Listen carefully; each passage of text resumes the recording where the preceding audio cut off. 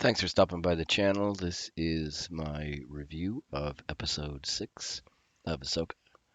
Sorry that this is later than I normally do. I usually try to get them out the night that they're released on Tuesday, but as you can maybe tell by my voice, I've been under the weather for a few days.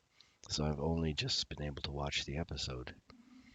So, let's start off, and I'll try to keep the coughing fits to a minimum. Um, Episode 6. Um, Overall thoughts on it, it's a good episode, but not a great episode. Uh, it's much slower paced than than the previous episode 5, which I really liked. But it does fill in a lot of spaces, I guess you could say, and we finally do, spoiler alert, see General Thrawn, Grand Admiral Thrawn, sorry, um, which they've been talking about all the time, and Ezra Bridger. Again, one of the negatives of this entire series is the assumption that people will watch the animated series Rebels and not giving you enough information.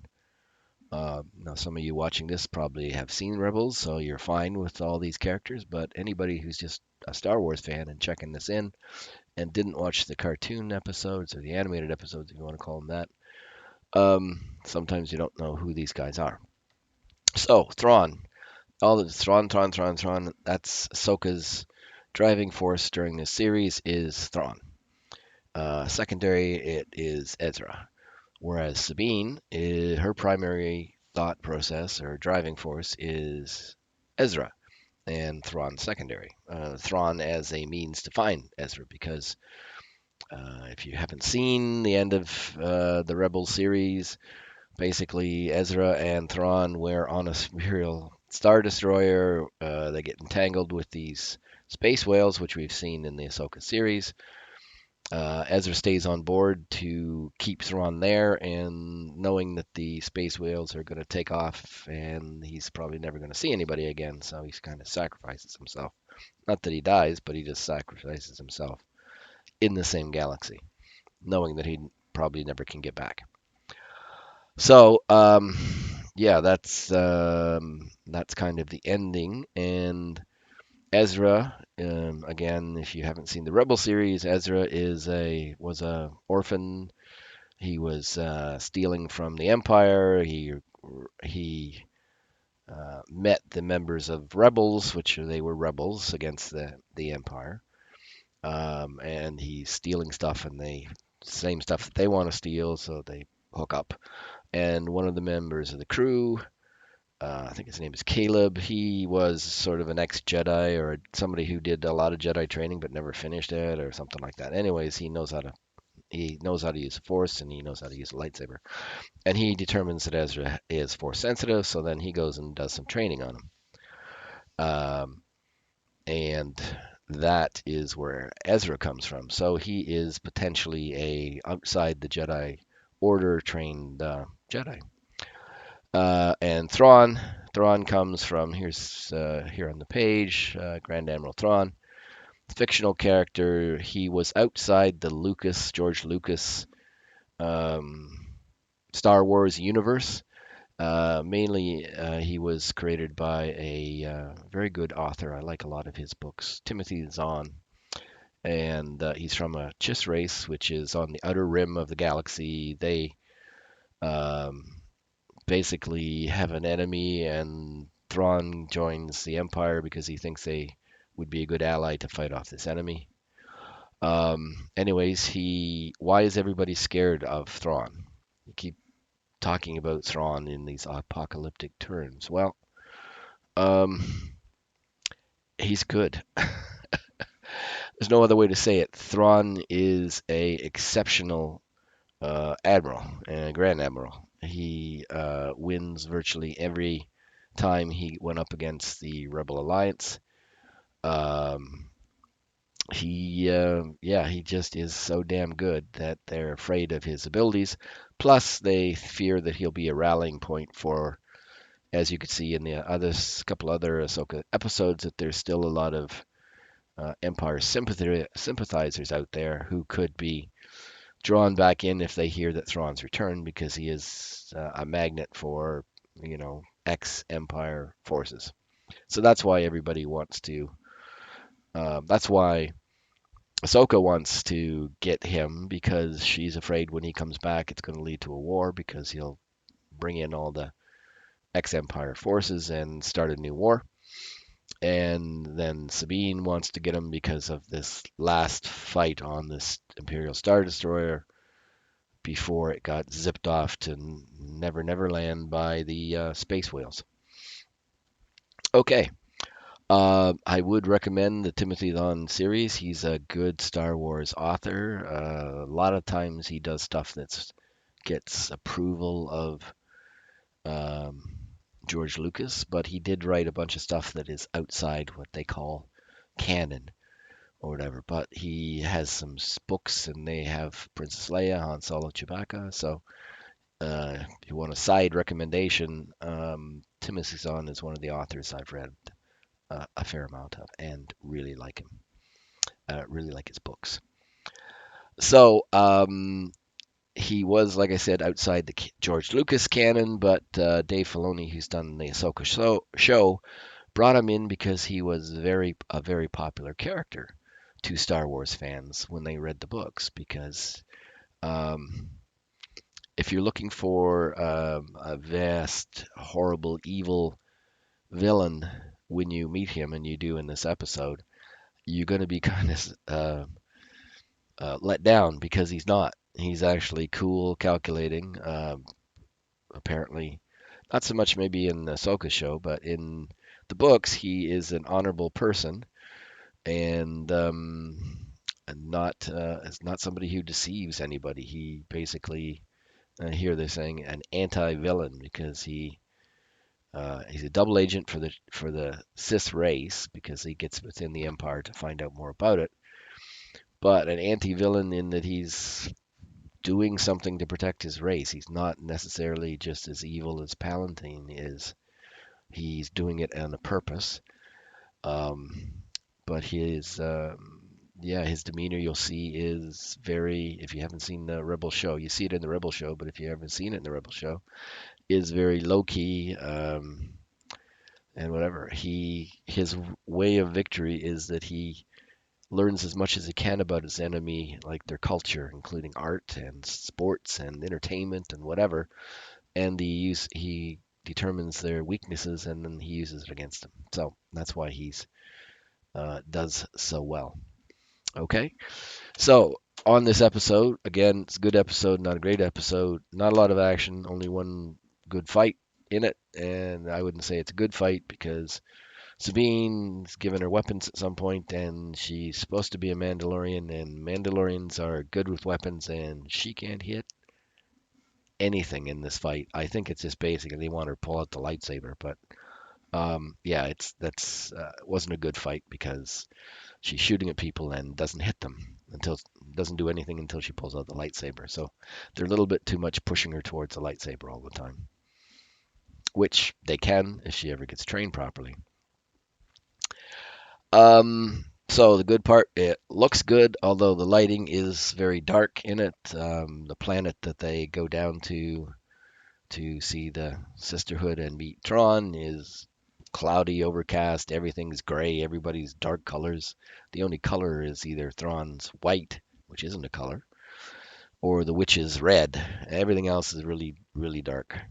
So it looks good to a certain extent, but it's a little bit too dark and foreboding. They should have lightened it up a little bit because I found it hard on my TV to see it. I did watch it on my laptop again, and it's a little easier to see.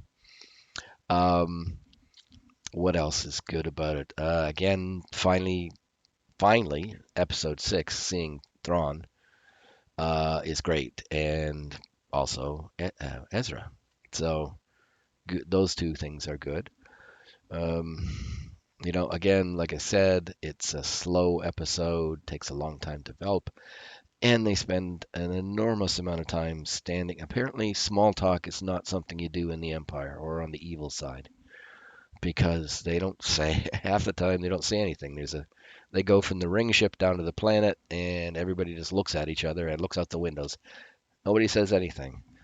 And then you have, of course, the scenes of big bad Jedi and baby bad Jedi standing around looking off into the distance and saying two small sentences. That, to me, if I was writing this, would be time to fill in some of the blanks. Let the baby bad Jedi ask questions that could fill in the background for people who have not seen Rebels. Like, Master, why is everybody afraid of Thrawn? Then you would hear, he could give some background about Thrawn because he does know Thrawn. There is one question she asks about Ezra. He doesn't really know that much, but some of the other things could be answered. Like, she can be the dummy, and that's not against the character, but she could be the person who could be asking questions that you as an audience member might want to know if you haven't seen Rebels, and she would be able to get the answers, and you would be farther ahead again if you have not seen the Rebels. So yeah, all in all, it moves the series ahead like it has to with the induction of Thrawn, because we're up to six, and I think there's only 9 episodes, 8 or 9, or well, whatever, 9 episodes, I think.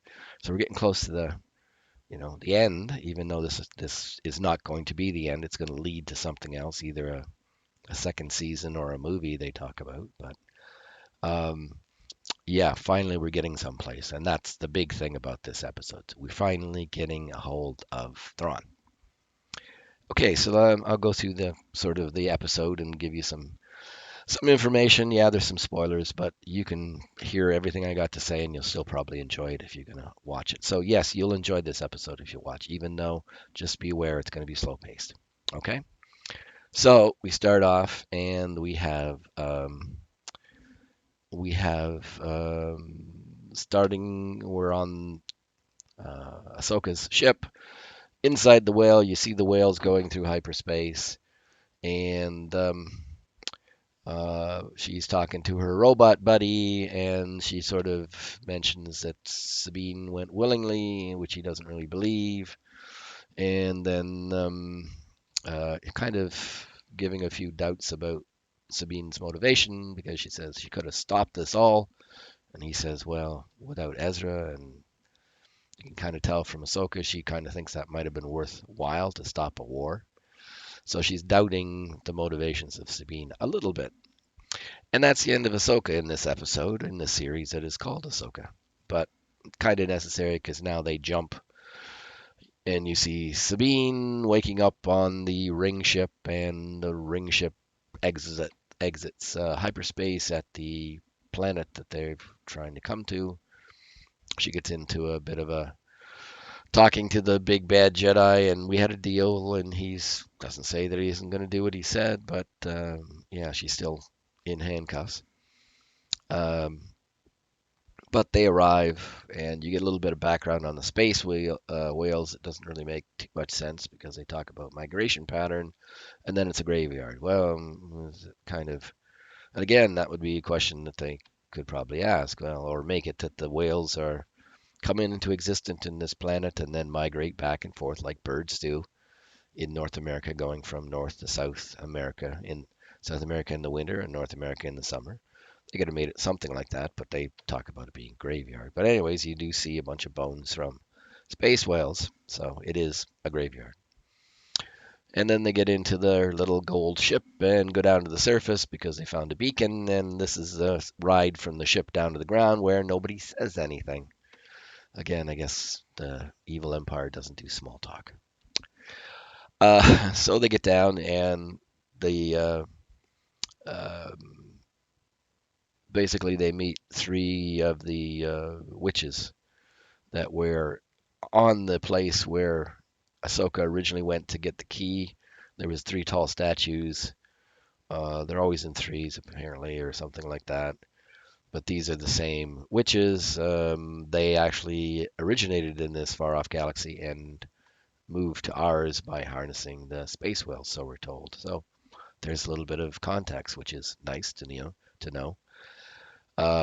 They meet, of course, the woman from the first episode that's released from by the big baddie and the little baddie Jedi from the ship, and they hook up, and one of them determines that Sabine it smells of being a Jedi, which is okay. Well, she can't do shit about being a Jedi right now. I mean, anybody can use a lightsaber, but she hasn't shown any progress in that direction. But they decide they're going to stick her in a cell someplace, and of course, at that very moment is when she tries to use the Force.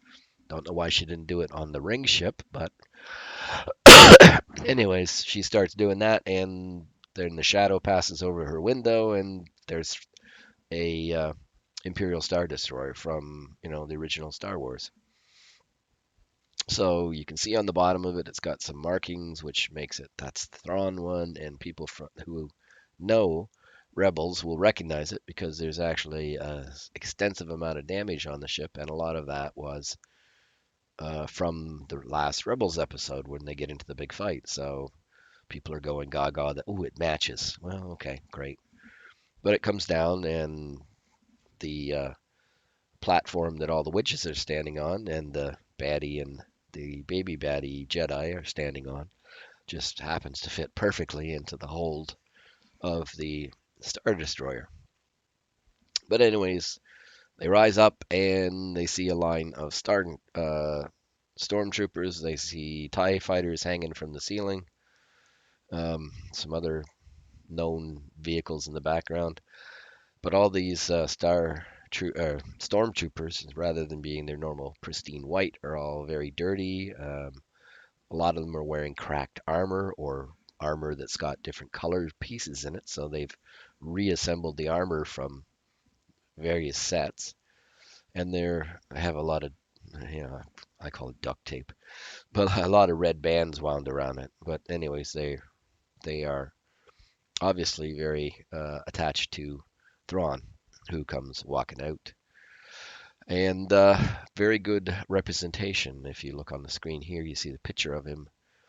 Not perfect, in that this dude's a little more handsome in the picture than the one that's actual real life plays Thrawn. But it's the same voice from the Rebels series, same actor doing it, Lars Mikkelsen. He's there. He is there. Um, he actually is related to another famous Mikkelsen Danish actor who was in what was a TV show? It was based on the uh, Red Dragon, the Clarice Starling character. Anyways, he's considered a good actor, so it's good to see them pulling in some good actors to do some of this stuff. But anyways, he comes out and he does a very good job of the calmness and the clarity of speech. No rambling maniac or anything like that for Thrawn. He's just a very intelligent, low-key kind of guy, but he's always thinking 12 moves ahead. So um, he gets told that there's a Jedi on board, which he is kind of, well, why didn't anybody tell me that? And it's like, well, oops. But when Big Baddie Jedi Balin steps up and says, well, I brought him along because she's searching for Ezra, and I thought she'd be useful, and he agrees to that. And they, I think Morgan Elsbeth says, oh, she's Sabine, which he says, oh, there's a name I recognize. Which, yes, from Rebels, they know each other. They fought against each other. So, makes sense. And then, of course, she comes up, and he's a familiar face. But he says um, he will keep the bargain that Big Baddie Jedi has with her. And true to his word, he gives her a giant rat to ride and her weapons back. And you see in the group of stormtroopers, there's one guy that's considered his main guy who has, for some reason, besides instead of a normal stormtrooper helmet, he's got like a face front on his helmet. But anyways, he gives her all the stuff and says, there's baddies out there, be careful. So they give her a warning and provisions and say off you go. So she goes. Um, but that's kind of the conclusion as far as Thrawn's concerned about their bargain, because he's given her everything that he has, including the last known location of Ezra. So as far as he's concerned, that's the end of the bargain. So he then sends the big baddie Jedi and the baby baddie Jedi off to follow her, and if she gets finds Ezra, they're supposed to get rid of her. And of course, because he doesn't particularly care for them, and they are actually classified as uh, mercenaries by the original Space Witch, um, which is everybody's always wondering exactly what are they. Well, they're Jedi's that are mercenaries. Anyways, Thrawn is like, well, if they don't come back by the time he's loading cargo for the three sisters, they look like a bunch of coffins, and people are thinking that maybe they contain, dead um, other sisters that can be reanimated in the our galaxy or the galaxy of Star Wars. Anyways, there's a whole bunch of stuff to be loaded, and there takes going to take 3 days, 3 cycles. Excuse me. So he's, going to give him that amount of time to get rid of Ezra and get back. Otherwise, he's going to bugger off and leave them there as well. But he does tell Sabine that, she's going to be marooned there once he leaves. So that's it. They continue on with the loading of the Star Destroyer, and we get off into the wild. And Sabine, actually, a bit of a fan nod is that she pulls out a tracking device, which was the same one apparently as you. At least it makes the same noises as the one used by Han Solo on the ice planet to find Luke. So that was a bit of fan uh, deliverance there. And she gets attacked by, of course, the bad, the robbers or whatever. And she starts shooting with their guns, which would be her natural inclination as a Mandalorian. And can't hit shit. Um, well, she gets one or two of them, but she should have been far better. Mandalorian would have got them all. But anyways, it gets down to a lightsaber duel, and she takes out most of them, and the rest of them run away. Sorry, drink of water. So when she gets shot at, the big rat runs away and comes back after, and she's like, "No, go away. You're bad. You ran away on me," kind of thing. But they make up, and big rat brings them to an area where they discover this series. God, I hate that. The Ewok version, the turtle people or whatever the hell. Some little characters with a shell on their back. And ultimately, they just happen to know Ezra, and they take her to him. So she reunites with Ezra, and that is kind of it. The big baddie Jedi and the baby baddie Jedi are again following them and encounter the same robbers that Sabine got rid of. So it looks like they may team up with them to take out Sabine and Ezra, but that will be another time. And my question is, or my thought is, okay, Sabine's got Ezra's lightsaber. He gave it to her in Rebels. I know that much by looking at YouTube. So she gonna give it back to him now that because he doesn't have a lightsaber. When he stayed on the ship with Thrawn, he didn't have anything that he could use other than he used the Force. So that should be interesting to see what she does with the lightsaber. Does she give it to him? Because he's got no materials to make his own. The other option is potentially, they'll wipe out the big baddie Jedi or the baby baddie Jedi and take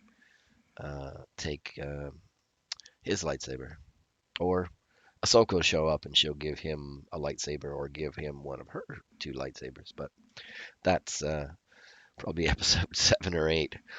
So then the final scene is that they're back on the Star Destroyer, and the witches come up and said, "Oh, we can." After not being able to detect Sabine, although she isn't really a full Jedi, they do detect Ahsoka coming in the whale. Don't know how that happens, but so Thrawn is aware of Ahsoka, but not. I don't. They never really met in Rebels. Ahsoka disappeared from the show about the time that Thrawn came in, but he might have heard of her. Anyways, he asks the Morgan Elsbeth, the original witch, for all the information on her and her home world and her who her master was and all this stuff. Because again, that's how he wins a battle. He finds out everything about sorry, he finds out everything about a person and uses that as their weakness that he attacks. So that's it. That's my review. Like I said, good episode. Definitely worth watching because it does bring you up to date on a lot of stuff. So it's very important in that aspect, and it's enjoyable.